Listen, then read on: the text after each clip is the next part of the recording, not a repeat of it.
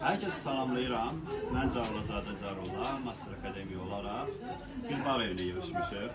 Çox sağ olsun, bize ev sahibliği edib, bize qonaqlar köməklik edib ki, biz hamımız yığışaq bir bağ evində iftar süfrəsi edək.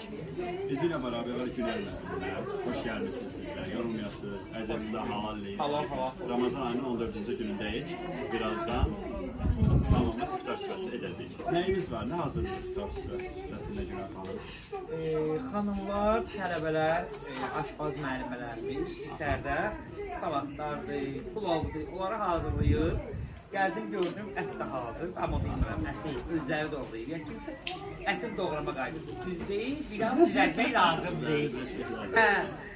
Sonra balığımız var, yerimiz məlum, quzu ətidir, balıqdır və toyuqdur. İndi aşağı qoymuşuq ki, yəni onu marinatlamışıq, dadlandırıb.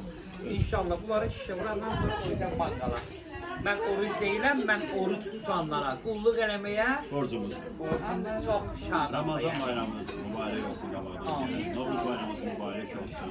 Oruç tutanlar orucu qəbul edin. Amin Allah. Hər kəsə oruç tutmaq nəsib olsun. Amin Allah. Bir daha bayramımız mübarək olsun.